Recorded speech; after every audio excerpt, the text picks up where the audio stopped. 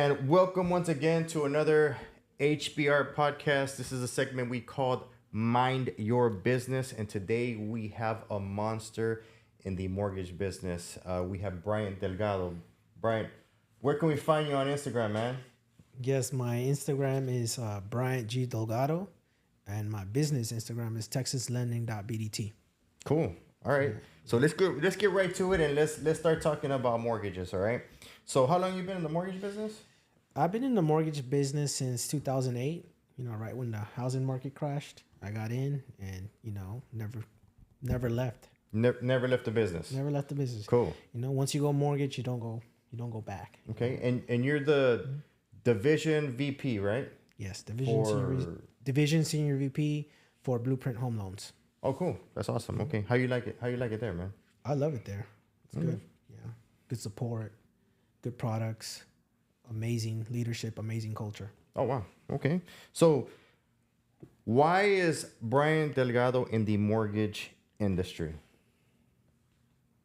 It's all I've ever known. It's what I started. I started when I was 19. I love the numbers. I love the problems. I love giving solutions to the problems, and it's what it gets me going every day. So let me ask you this. Why are there so many mortgage companies popping up lately? And how do you, stay competitive with them? I'm trying to understand mortgage companies popping. I mean, if anything, I've seen it decline. 2 years ago there was about 300,000 loan officers. Now it's like under 100,000, and they're projected to decline. Yeah. By the end of the year, more loan officers exiting the industry. So I think there's going to be more companies consolidating, and then companies, maybe more brokers. That's what I was about to say. It seems like there's more. I guess they used to be like loan officers, or they used to be just producing MLOs, and then all of a sudden, boom, surprise! They have their own branch, they have their own office, they have their own everything, and it's like, why are we seeing that if, like you just said right now, the industry has been in the decline of MLOs? I think a lot of the loan officers that are starting their own companies just want that independence, to collect more of the revenue, to invest where it needs to be invested in, because the mortgage industry is a lucrative business if it's managed correctly. I mean, you can create generational wealth. So, Oh, cool. Generational wealth. yeah, I mean, you got guys doing 100 million, 200 million a year. It's good income. Very good income. Yeah. That's the first time I've ever heard anybody in the mortgage industry, use the words generational wealth. It's usually insurance people are preaching, generational wealth. So you think that you can have or you can get to being wealthy or generational wealth through the mortgage faster than the insurance industry? I mean, if you make the right investments, because you're making good income, and then you take that income and then you invest in something else. Like me, I use my income and I invest in real estate. I invest in other businesses and continue to add to my portfolio to continue to grow that wealth. Cool. That's what I meant. Okay, I get it. Okay. So what drives you to keep growing in your industry?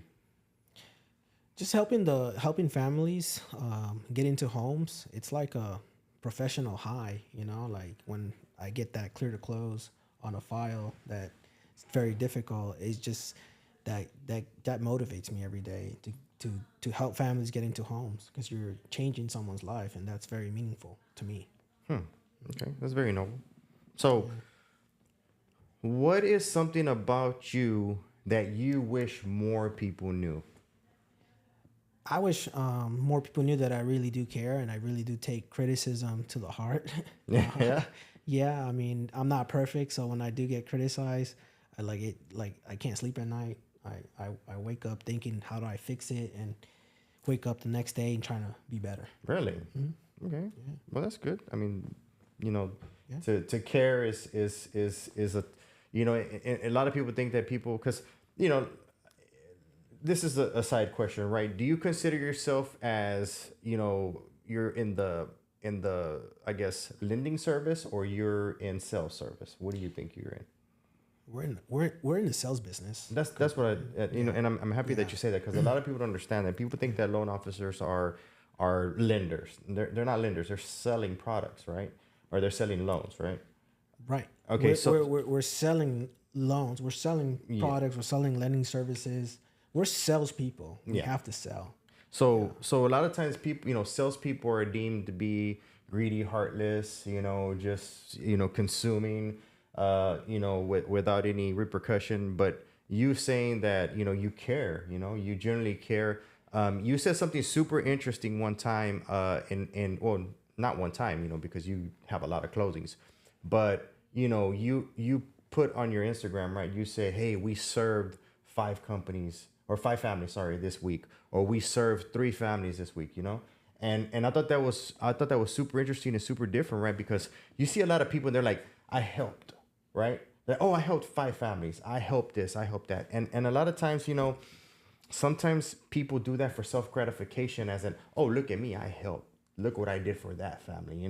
But yours was different. Yours, like, I served 5 families and I got them into a home. I'm doing a service here. You're helping, and like, you just added to that, said it's because you care, right?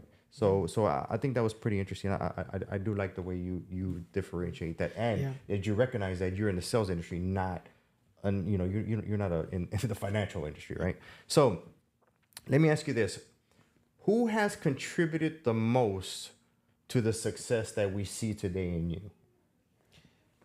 If I were to pick one person, definitely be my wife, Vanessa. Without her, having her support, it would not be possible. You definitely need a strong partner that's willing to, push you. She always pushes me.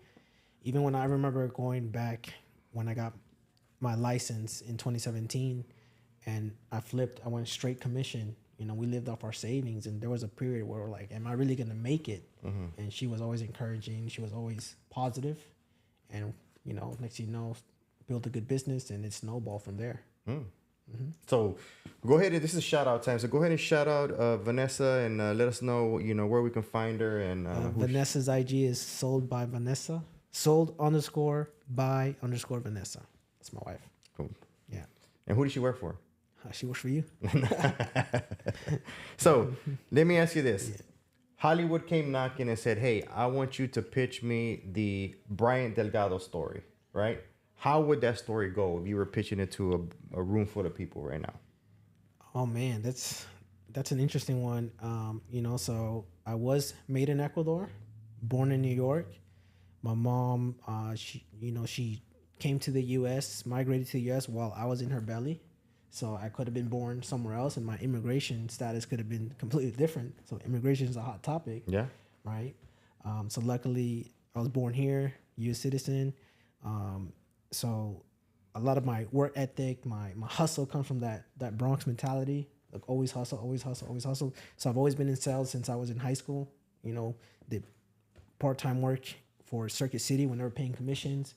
16, 17-year-old making good commissions. Did telemarketing sales. I've been in sales my whole life, and always been a top producer. So, be some type of Wolf of Wall Street style movie or something. I don't know. That would be awesome. Or a comedy movie too. Like there's I love comedy. So. Comedy. It would be more of a comedy than Wolf of Wall Street comedy. I don't know. It's hard to decide. So why did you decide to start your company? What was the deciding factor for that? Well, I don't have a company. I work for Blueprint Home Loans. I didn't start my company, but I do have LLCs for to make investments, to create portfolios. Yeah. So you did start some companies, right? Mm-hmm. What made you start those companies? Always to have my own thing, to have my own something that's mine, something that's for my family, for my kids, something. Because you have a real estate a pretty extensive real estate portfolio, correct? Yeah. So what got you into starting that? That's a company in itself. There. I help people finance and leverage debt to acquire assets, and so if I'm helping people do it, I said why not myself, and that's what I did, and I created a holding company, and every year we acquire a couple of properties, and we continue to add the portfolio so that we have something for retirement for me and my wife, and then eventually for our kids. And that's something that there's a lot of salespeople out there, and they become they're young, eager, and ready to get out there and sell and teach and get people into properties, and then you see them years later, right? And now they're the old realtor, really doesn't have much investments, just kind of showed everybody how to do things and never really did things for themselves. Have you seen that before? I've seen it a lot, and I actually help coach realtors how to use. I coach them how to acquire properties using different specific programs, how to create LLCs, holding companies. It's just something that I think is important for if you're practicing real estate and you're a real estate consultant. It's easier to sell too because you're proof that it works. Definitely. Definitely. So, if you could model your career after a famous business mogul, who would that famous business mogul be? I'll model after Nate Balderas. Nah. like some huge business mogul. Who would that be, man? If I can model after someone, I mean, he's controversial, but I like Elon Musk. I like Elon Musk because he's all about work, getting it done. Of course, without the whole drama that he might be posting, but I like the fact that he's all about getting it done, getting the work done. Bill Gates, Steve Jobs. Steve Jobs. That's actually one of my Steve Jobs. Yeah, one of my business moguls that I would like to model after. But yeah, it's interesting that you say Elon, right? Because Elon is not very how you say, his shareholders don't like him. He just kind of does what he does, but you can't deny his genius, right? Yeah, I feel the same way. Like myself, sometimes, like I get criticized from time to time, but I'm set in my ways. Like this is how I like to do things, and I don't want to change them. And I feel like I resonate that with Elon because he won't change. Because if his goal is to, I don't know, let's say his goal is to go to the moon or go to Mars, he's gonna figure out a way to make it happen. So yeah. So was there ever a time that you got so caught up working and serving, right, that you lost sight of who you were? Yes, I mean there was a time that I remember specifically during COVID. I was working, literally 20-hour days, and there's only so many hours in a day, right? It was sleep, grind, work. So for that whole year, I didn't spend time with my wife. I didn't spend time with my kids, and it like I have some regret there, or a lot of regret where I missed time with them. And that's something that I wish I could go back and do things differently. Yeah, definitely, man. I think that's everybody's entrepreneur's regret, right? Because the kids grow up so fast, right? Yeah. So now, every entrepreneur has weaknesses, right? You can't be a true entrepreneur without identifying and tackling those weaknesses. What are the two biggest weaknesses that you found that being an entrepreneur here? So I think for sure, like one of my biggest weaknesses is being structured, organized. I'm not the most organized person. Yeah.